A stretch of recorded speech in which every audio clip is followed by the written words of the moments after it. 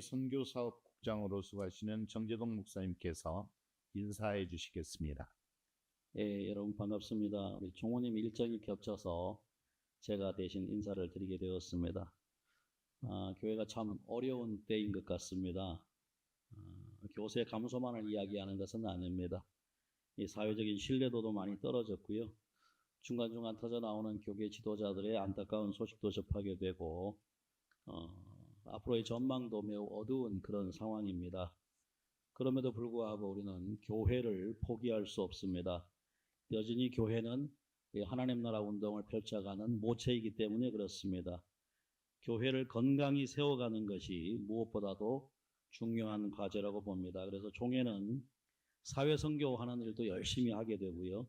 더불어 그 사회선교를 감당하는 모체인 교회를 든든히 세우는 일에 저희가 마음을 쓰고 있습니다. 그래서 이번 선교위원회 중심으로 우리 현장교회에서 해온 전도와 양육 사례를 공유하고 서로 나누는 귀한 시간을 갖게 되었습니다. 특별히 오늘은 우리 경기 평택 오성교회 담임 목회하는 이일신 목사님 모시고 다문화 선교회 사례를 함께 나누게 되었습니다. 제가 교회 탐방을 하면서 목사님 인터뷰도 하고 선교하는 내용을 취재한 적이 있는데 매우 인상적이었습니다. 그래서 오늘 그 내용을 함께 발표해 줄 텐데 이 목사님께도 감사를 드리고 또 참여하는 모든 분들에게도 귀한 시간 될 수 있기를 바랍니다. 고맙습니다. 네, 감사합니다. 오늘 사례 발표는 경기 남로의 오성교회를 섬기시는 이일신 목사님이십니다. 이 목사님을 소개하기 전에 오늘 사례 발표가 진행될 수 있도록 후원하여 주신 총회 회계로 수고하시는 신영국 장로님께 다시 한번 감사를 드립니다. 네, 이일신 목사님을 소개해 드리겠습니다. 이일신 목사님은 오성교회 담임 목사님이시고 한신대학교 신학과 한신대학교 신학대학원을 졸업하셨고 광탄교회 담임 목사, 오성면 기독교연합회 회장을 역임하셨습니다. 그리고 2008년부터 오성교회를 섬기고 계시고 지금은 경기 남로회장으로 역시 노회를 섬기고 계십니다. 이제 오성교회 중문 예배와 이주민 선교 사역을 통해서 중국인 예배, 주일학교, 공동체 통합, 가족 중심 사역 등을 실천하며 지역 교회 안에서 다민족 공동체, 다문화 공동체의 가능성을 보여주고 계십니다. 이제 이일신 목사님 모시고 다문화 목회의 사례에 대해서 듣는 시간을 갖겠습니다. 모두 박수로 환영해 주십시오. 저도 기장에서 담임 목회를 한 지 28년째가 됐습니다. 제가 경험한 기장교회는 한마디로 야무지다라고 소개하고 싶습니다. 저희 고향 제주 사투리로는 요망지다라는 표현을 씁니다. 똘똘하다, 강단이 있다라는 것입니다. 제가 경험하는 기장교회는 스타 대형교회처럼 화려하지는 않습니다. 그 지역에서 그래도 나름 야무집니다. 요망지고 똘똘합니다. 웬만한 기장교회는 지역에서 할 도리를 다 하는 교회들이 대부분입니다. 제가 자라났던 제주의 고향교회도 야무집니다. 양평에서도 제가 경험한 기장교회는 결코 뒤지지 않았습니다. 오히려 그 군 자체를 이끌어가는 힘이 있었습니다. 제가 지금 목회하는 평택의 저희 교회도 84년 전에 저희 면에서 처음 시작한 교회요. 나름 지역에서 영향력이 있습니다. 제가 자라난 기장교회는 내실 있는 교회들이었습니다. 자기만의 색깔을 가지고 할 줄 아는 야무진 실력들이 있는 것입니다. 이번 선교위원회에서 기획하신 이 프로그램을 통해서 그 야무진 요망진 기장교회들이 소개되면서 숨겨졌던 소박한 우리 목회의 맛을 보실 수 있지 않나 싶습니다. 이번 우리 교단의 이 시도로 숨겨졌던 요망진 기장교회들이 많이 소개되고 시청하는 교회들이 나도 가능하구나 라는 용기와 자부심을 얻는 계기가 되었으면 합니다. 오늘 제가 맡은 분야는 기존 교회 안에서 하고 있는 이주민 선교를 다룹니다. 요즘 연말이 되면 목회자들의 필독서가 된 한국교회 트렌드 2026년 판을 보면 10번째 파트로 이주민 선교를 다루고 있습니다. 그 덕에 좀 시들했던 이주민 선교가 다시 관심을 불러일으켰습니다. 저희 교회도 아마 오늘 발표를 하게 된 아마 그런 동기가 되지 않았나 싶습니다. 명심해야 될 것은 앞으로 대세는 다시 이주민 선교가 대세가 될 것입니다. 저희처럼 교회 안에 이주민 선교나 독자적인 이주민 선교가 미국처럼 목회의 당연한 과정이 될 거라고 저는 봅니다. 한국은 작년 25년 초까지 265만 명의 외국인이 합법적으로 거주하고 있습니다. 우리나라 인구의 5%를 차지합니다. 저희 동네도 면 전체가 7,000명인데 그 중에 외국인이 차지하는 비중은 600명 정도를 차지합니다. 저희 동네는 약 8.5%를 넘었습니다. 농사짓는 장로님 대신방을 가보면 신방을 가보면 모든 일꾼은 다 외국인입니다. 이제 사업하는 교인 공장을 어제도 교인 공장을 신방해 봤더니 거기도 80%는 외국인입니다. 공장 아니면 농장 이제는 외국인을 뺀 저희 평택시는 상상할 수 없는 도시가 됐습니다. 그 트렌드 26년 판을 보면 이런 이야기를 합니다. 22년 기준으로 보면 자기 나라를 떠나 다른 나라로 이주하는 세계 이주민들이 2억 명 정도였습니다. 그런데 25년 2050년에는 다른 나라로 이주하는 인구수가 4억 명이 넘을 것이라는 통계를 내놓습니다. 우리나라 총 인구수의 8배에 달하는 사람들이 다른 나라로 이주해서 살게 된다는 것입니다. 그 중에 한국은 외국인들에게 가장 매력 있는 나라이지 않을까 싶습니다. 고임금이 보장됩니다. 웬만하면 의료보험 혜택이 동일하게 주어집니다. 앞으로 점점 이주민 선교를 안 할 수 없게 될 것입니다. 특히 한국이 다시 이주민 선교가 2026년 한국교회 트렌드에 등장하는 것은 우리나라 자체의 저출산, 인구 소멸과 고령화가 지속됨에 따라 국가도 지자체도 이주민 유임을 더 적극적으로 할 수밖에 없는 그런 상황이 된 거라는 것입니다.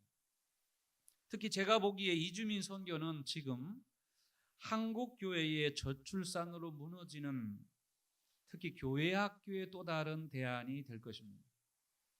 얼마 전에 저희 노예의 한 교회를 방문했습니다. 어린이집을 하시는데 놀랍게도 40명쯤 정원에서 약 95%는 러시아어를 쓰는 우즈베키스탄 아이들이었습니다. 그 교회 어린이집 아이들은 95%가 이주민 자녀들이었고 딱 5%만 한국 자녀들이었습니다. 외국인 자녀가 95%대 한국인 자녀가 5%밖에 안 됩니다. 지금 웬만한 구도시 초등학교 어린이집은 비슷한 현상이 일어나고 있다고 들었습니다. 앞으로 10년이 지나면 웬만한 지역은 특히 구도시를 중심으로 외국인 아이들이 한국 아이들보다 더 많아지는 현상이 일반적으로 바뀌지 않을까 싶습니다. 교회 학교가 전멸하는 시대에 저는 여기에 다시 좀 시들해진 이주민 선교에 불을 붙이는 뭔가가 있어야 된다고 봅니다.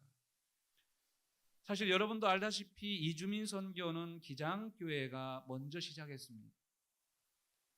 저희가 신학교를 다닐 때 1990년도만 해도 우리 교단이 시작한 이주민 선교는 대단했습니다. 외국인 노동자를 중심으로 한 특별한 선교는 들불처럼 일어났습니다. 그러다가 국가나 시민단체들이 나서며 외국인들을 보호하면서 기장교회가 감당하던 치열한 이주민 선교가 힘을 잃어버리는 과정이 있었다라고 봅니다. 26년 이주민 선교가 다시 주목이 되는 이유는 어쩌면 우리의 다급한 문제이지 않을까 싶습니다. 저출산의 인구 소멸 시대에 고령화에 특히 교회 학교의 급속한 하락 속에서 이 이주민 선교가 실제로 지금 당면한 한국 교회 안에 한 줄기 봄비가 되지 않을까 싶습니다. 심지어 한국 교회의 생존과 맞물려 있는 것이 이주민 선교라고 저는 봅니다. 그러면 오늘 시청하시는 목사님들의 교회가 어떻게 부족하지만 저희 교회처럼 교회 안에서 특별한 이주민 선교가 아니고 교회 안에서 이주민 선교를 시작할 수 있을까라는 질문을 던져봅니다. 뭐가 이주민 선교를 시작하게 할까? 아까 소개했던 트렌드 26년에 의하면 담임 목사님들의 이주민 선교 관심은 지대합니다. 75%가 넘습니다. 4명 중 3명은 이주민 선교에 대한 관심이 당연히 큽니다. 이주민 선교에 대한 관심은 75%인데도 이주민 선교를 실제로 하는 교회는 11%밖에 되지 않습니다. 기현상이지 않습니까? 그러면 이주민 선교를 하고 싶은 분들은 많지만 11%에 지나지 않는 이유는 무엇일까요? 연애로 이야기하면 청소년 사춘기의 짝사랑처럼 짝사랑만 하다가 끝나는 경우가 이주민 선교라는 것입니다.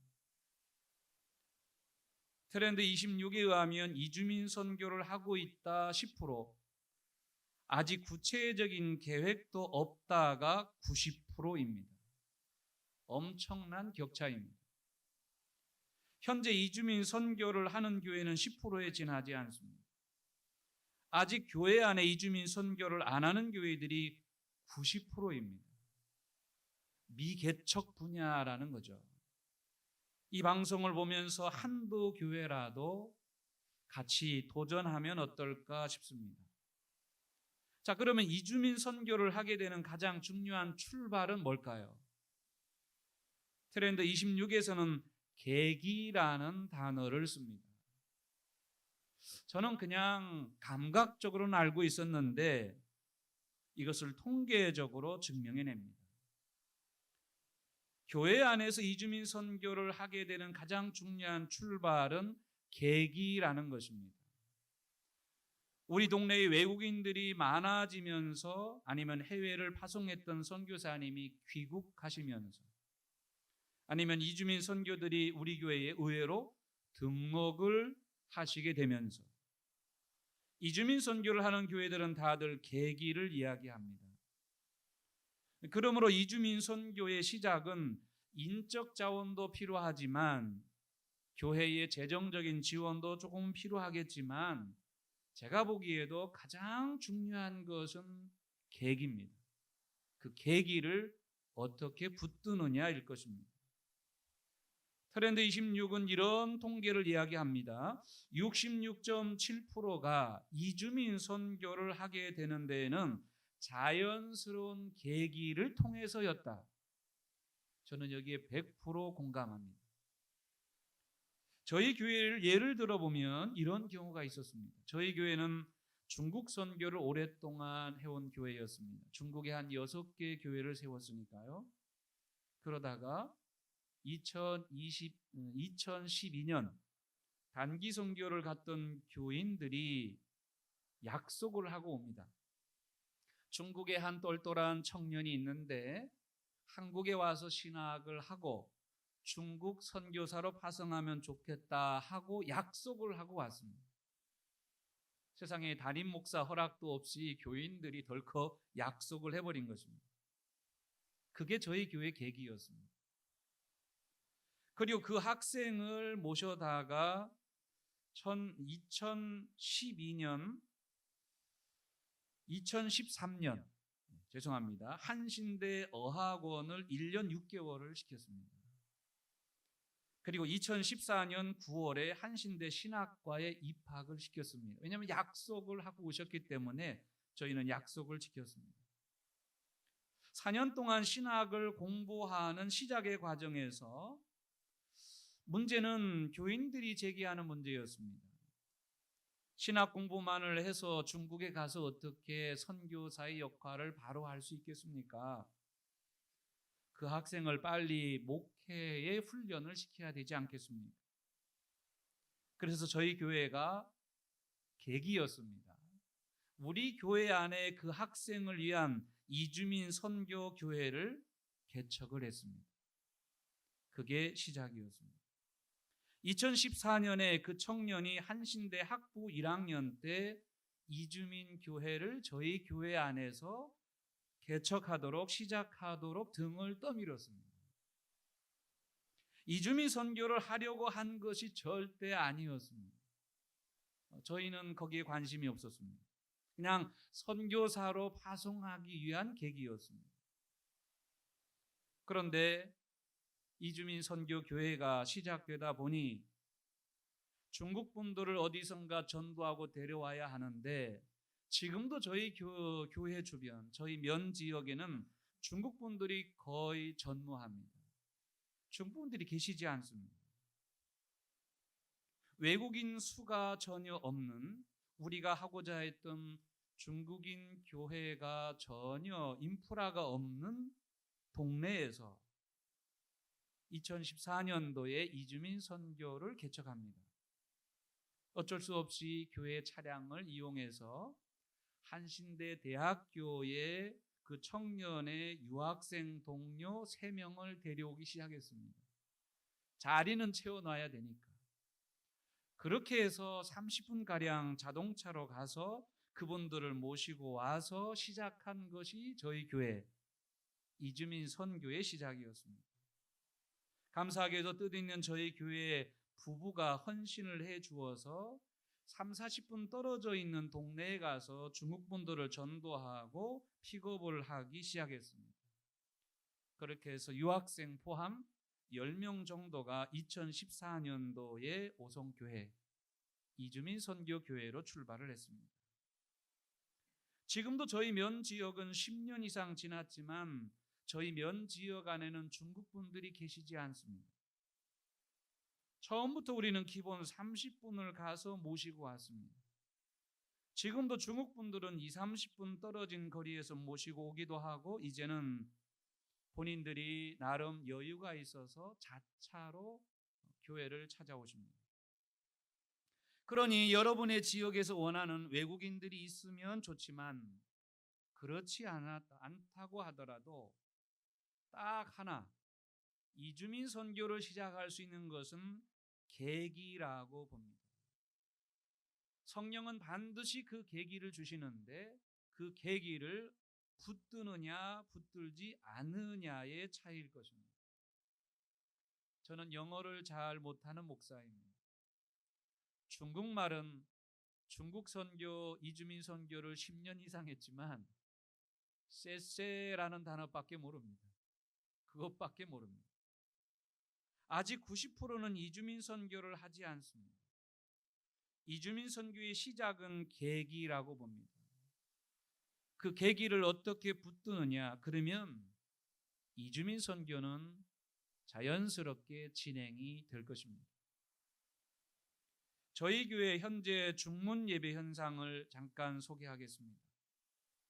저희 교회는 중국인 예배 현황을 보면 중국 예배를 담당하시는 전문 전도사님을 모셨습니다. 평택대 신학과와 아세아 연합 신학대학교에서 신학을 공부한 그런 충실한 교육자입니다. 준전임으로 저희 교회는 사역을 하고 있습니다. 중국인 예배는 매주일 오후 1시 30분에 드리고 현재 중국 어른성도 20명에서 30명 정도가 코로나 위기도 극복하고 꾸준히 출석하고 있습니다. 그중에 저희가 뒤로도 계속 소개하겠습니다만 7명에서 10명은 주일 오전 10시 한국인 예배에 똑같이 참여를 합니다. 이분들은 주일날 2번 예배를 드리는 거죠. 저희 교회는 독자적인 건물에서 매주일 자체적으로 예배할 수 있는 그런 건물의 공간을 할애를 했습니다. 그리고 주일날 1시 반에 자체 예배를 드리기도 합니다. 저희 교회는 특이하게도 이주민 주일학교가 있습니다. 저는 이것이 가장 신나는 사역이지 않았나 싶습니다. 이주민 주일학교가 있습니다. 중국 분들 같은 경우는 가족이 함께 한국에 체류하는 경우가 늘어났습니다. 가족이 함께 옵니다. 부모님을 모시고 자녀들이 오거나 자녀들이 태어납니다. 중국 아이들은 오전 11시면 유치부 예배와 초등부 예배의 멤버가 되어서 예배를 드립니다. 오후 1시 30분에 자체 중국어 예배를 드리고 애들은 주일 2번 예배를 드리는 경우가 이제는 정착이 됐습니다. 저희 교회가 중국인 예배 지원으로는 활동비 얼마를 후원합니다. 전도사님 사례비를 지원하고 나머지 액수는 중국 분들 헌금에서 사례비를 보충합니다. 의도적으로 그런 체제를 좀 만들었습니다. 차량 운행도 중국 분들이 자체적으로 할 수 있도록 대형 버스 운행 면허를 취득할 수 있도록 교회가 50%를 지원합니다. 그래서 지금은 차량 운행도 한국 분들이 하지 않습니다. 중국 분들이 자체적으로 면허증을 취득하여 25인승 버스도 운행을 합니다. 그리고 외국인들의 월급이 높아지면서 이제는 대부분 자차로 교회를 찾아오십니다. 심지어 어떤 경우는 BMW를 타고 오시기도 합니다. 그만큼 경제적 수준이 많이 높아졌습니다. 저희 교회만이 추구하는 이주민 선교를 소개할까 합니다. 제가 15년 전 노예에서 캐나다 밴쿠버를 다녀왔습니다. 거기서 배운 것은 이주민 선교의 캐나다 교회 전체가 적극적이라는 사실이었습니다. 그런데 아쉬운 것은 캐나다 교회는 캐나다 교회고 이주민 선교는 이주민 선교로 동떨어져 있었습니다. 저는 그들의 한계를 볼 수 있는 기회가 있었습니다. 이주민 선교를 하게 되면 이 둘을 합치는 것이 어떤가라는 질문이었습니다. 그래서 저희는 의도적으로 중국인 예배 식구들을 가능하면 한국인들과 접촉하는 동선을 만들어 놓습니다. 가능하면 주일 11시 예배에 같이 출석하도록 등을 떠밉니다. 통역기가 필요하면 통역기를 지원합니다. 그리고 예배를 참여치 못해도 반드시 저희 교회에 점심시간에 식사를 같이 하도록 동선을 맞춰 놓습니다. 그러면 중국분들 가족 전체가 한국분들하고 점심 식사를 매주일 같이 합니다. 그리고 1년에 한두 번은 주일 식사 전체를 중국분들한테 다 맡깁니다. 설거지까지 메뉴 선택까지 전체를 다 맡깁니다. 그래서 그 주일날은 차이나식 식사를 정교인이 먹습니다. 마라탕은 기본으로 나옵니다. 저희는 그 동선을 맞추는데 그나마 좀 관심을 갖고 있습니다. 전교인 체육대회를 하면 1년에 한 번을 하지만 반드시 함께 참여하고 족구대회를 해도 같이 합니다. 그래서 가능하면 한중전을 반드시 합니다. 아직은 중국이 저희한테 게임되지는 않습니다. 하지만 그런 동선을 맞추려고 합니다. 저희 교회는 이주민 선교를 위해 사랑의 쌀떡을 10년째 진행하고 있습니다. 양식이 혹시 떨어진 외국인들을 위한 전도의 손길이었습니다. 두 지역에서 감당하는데 쌀은 저희 교회가 제공하지만 그 쌀떡의 쌀을 제공하고 또 나누어 주고 그 쌀을 통해서 전도하는 역할은 중국 분들이 감당합니다. 동선을 맞추어 놓습니다. 저희 교회는 같이 하는 이주민 선교를 표방하는데 저희는 독특하게도 쌀 농사를 합니다. 교회가. 그래서 쌀이 모자라지 않습니다. 쌀을 넉넉하게 생산하면서 그것을 통해서 사랑의 쌀떡도 하고 그리고 쌀 농사라는 논 일부를 메워서 거기에 주말 농장을 합니다. 주말 농장을 교인들에게도 분양하는데 반드시 중국인 예배팀에게도 강제적으로 분양을 합니다. 그러면 주일 예배 드리고 주말 농장에서 한국인 교인들과 동선이 겹치게 합니다. 하나의 에피소드지만 이 중국 분들은 일하실 때 당연히 똑같이 일합니다. 그리고 특이한 것은 주말 농장의 생산물이 나오면 그 생산물을 일을 많이 한 사람들의 그 편차를 두어서 가져가는 게 절대 아니에요. 필요한 만큼 필요한 사람들이 가져갑니다. 참 흥미롭습니다. 일은 비슷하게 하지만 가져가는 양은 필요한 사람이 더 필요하다면 더 가져가십니다. 거기에 대해서 아무도 이의를 제기하지 않습니다. 저희도 그들의 문화를 통해서 배우는 것이 있고 저희들의 문화를 함께 공유하는 그러한 이주민 선교가 저는 괜찮다라고 봅니다. 작년에 저희 교회의 남신도들이 1박 2일 수련회를 갔습니다. 당연 한국 남자들만 갈 수 있는데도 저희는 그렇게 하지 않았습니다. 중국분들, 남자분들을 다 같이 모시고 1박 2일을 같이 갔습니다. 가서 같이 그룹도 섞어 한국 남자들과 조를 섞어서 1박 2일 수련회를 보냈습니다. 저희는 기회가 되면 같이 하려고 합니다. 그것이 저희 이주민 선교를 하게 되는 중요한 동기이고 그리고 거기에서 그 선교의 나름 흥미와 기쁨을 발견하곤 합니다. 당연 세례도 한국인 예배 때 받게 합니다. 그리고 신앙생활을 잘하는 분들은 저희 교회에 집사님으로 임명합니다. 그리고 아직 권사까지는 임명하지는 않았습니다. 앞으로 소망은 중국인 예배 안에서도 저희 교회 중국인 장로님이 나와서 중국분과 같이 당회를 이루는 그런 교회가 되었으면 하는 꿈을 가지고 있습니다. 작지만 오성교회 이주민 선교의 전망을 소개할까 합니다. 저희 교회 이주민 선교 요 근래의 전망은 소그룹을 세워가는 이주민 교회를 다듬어 가고 있습니다. 자체적으로 주모로 구역 예배를 드리기도 합니다. 그리고 리더 교육을 줌을 통해서, 왜냐하면 주로 밤늦도록 일하시는 분들이기 때문에 현장에서 자주 접촉하는 것은 쉽지 않습니다. 그래서 담당하시는 전도사님이 SNS나 줌을 통해서 자체 구역 예배와 그리고 리더 교육들을 진행하고 있는 그런 부분들을 보게 됩니다. 그리고 멤버십 트레이닝으로 매년 추석 때가 되면 1박 2일 가족 전체 수련회를 겸합니다.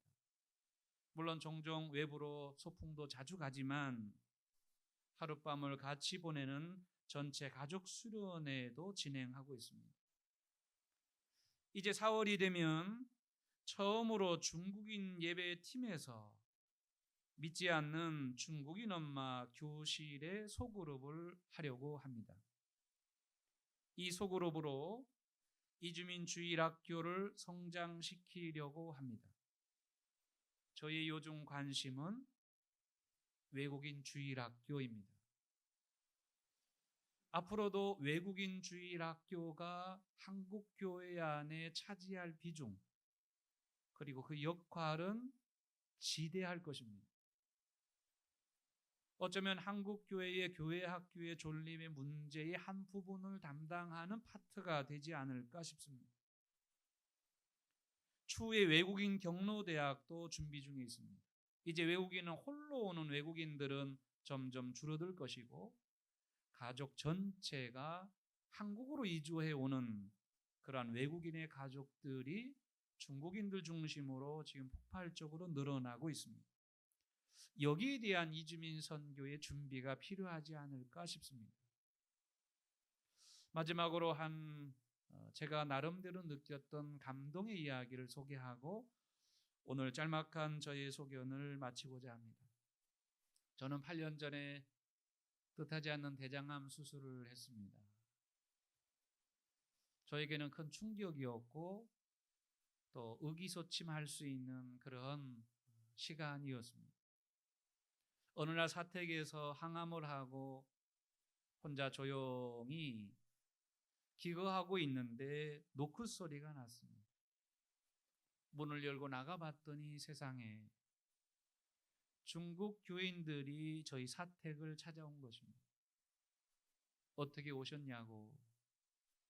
그랬더니 주섬주섬 그들의 주머니에서 쌈짓돈을 모아 봉투 하나를 마련하고 왔어요. 그리고 과일 상자 하나를 사들고 왔습니다. 목사님이 건강하셔서 다시 교회로 돌아오시면 좋겠습니다. 사실 저는 한국 교인들한테도 많은 사랑을 받고 목회하는 것이 목사이지만 지금도 그때 그 장면을 잊을 수가 없습니다. 어쩌면 낯선 나그네와 같았던 그들이 오히려 목회자를 위로하는 천사의 자리에 어느덧 가 있더라는 것입니다. 저는 한국교회 이주민 선교가 그들을 대상화하는 데서 벗어나 한 가족으로 어쩌면 한국교회를 살리는 아주 중요한 하나님이 보내신 천사의 역할을 감당할 수 있으리라 저는 확신합니다. 여러분에게도 성령이 보내신 계기가 아름답게 이루어지셔서 기장교회 안에 이주민 선교가 더 풍성한 열매를 맺어가기를 주님의 이름으로 소망합니다. 감사합니다. 강연해 주신 우리 이일신 목사님께 다시 한번 감사드립니다. 이제 저희가 질의응답 시간인데 혹시 아까 유튜브에는 질의가 아직 올라오지 않아 있고 현장에 계신 분들 중에서 혹시 질문하실 내용이 있으시면 질문해 주셔도 좋겠습니다. 네, 주일학교 중국인 주일학교는 저희 주일 1시 반에 모여서 그 주일학교를 담당하는 중국인 집사님이 신학을 공부하셨는데 그분이 담당하시고 어른들은 동시간대에 2층에서 중국인 예배를 드립니다. 그리고 주일날 좀 일찍 와서 11시 예배에 저희 한국 유치부 예배와 초등부 예배에 같이 참여를 합니다. 그래서 저희 교회 중국인 아이들은 주일날 2번 예배를 드립니다. 그럼 제가 몇 가지 질문을 좀 드려볼까 합니다. 저도 총회 오기 전에 이주민 사역에 조금 관심이 있어서 목포 지역에서 사역을 해봤고요. 쉽지는 않은 게 분명합니다. 그리고 많은 교회들이 이주민 사역에 관심을 가지면서도 공간을 제공한다든지 하는 내용 정도 이상을 진척 못 시키는 것 같은데 목사님 이 오성교회는 그런 내용들이 지금 훌륭하게 정착되고 있는 것 같아서 너무 좋고요. 이게 계기란 말씀을 이제 한국교회 트렌드를 포함해서 목사님들 계기라는 말씀 쓰셨는데 그리고 오성교회는 이 계기가 될 수 있는 밑받침이 있었던 것 같긴 합니다.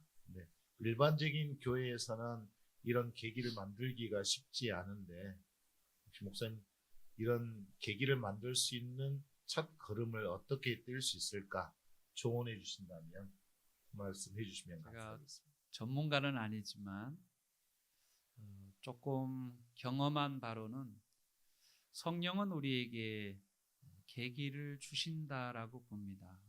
한 교회 예를 보면 외국인들 수가 등록 수가 늘어나면서 통역기를 지급해 드리고 그 통역기를 통해서 통역하는 과정에서 외국인들이 예배하는 자리를 확보해 주는 그런 교회들도 있는 것을 저는 보았습니다. 그런 계기에서 조금만 더 이주민 선교를 감당할 수 있는 부분으로 나아갈 수 있으면 충분히 가능하지 않을까. 아마 이주민 선교를 감당하기 위한 전문 목회자를 청빙하는 게 또 숙제이긴 하지만 나름 길을 찾다 보면 저희도 찾을 수 있었던 것처럼 분명 주변에 다양한 루트를 통해서 이주민 선교를 감당해 줄 수 있는 그러한 목회자를 구할 수 있는 길도 충분히 있지 않을까 싶습니다. 목사님 그 사역에서 이주민들이 교회 구성원이 될 수 있도록 이끌어 가시는 게 굉장히 의미 있다고 생각을 합니다. 예전에는 시혜의 대상이거나 또는 도와주는 대상으로 됐던 이주민들이 아니고 그들 스스로가 교회에서 한 주체로서 분명하게 설 수 있도록 만들어 주신 것 같거든요. 근데 이제 선주민이었던 기존 교인들과 근데 이주민들이 함께 문화적인 융합을 이루어 가는데 여기서 혹시 어려움은 없으셨는지 묻고 싶습니다. 네, 당연히 있죠. 당연히 있습니다. 특히 코로나 때가 가장 큰 위기였던 것 같아요. 어떤 중국의 책임론, 지금도 그렇습니다.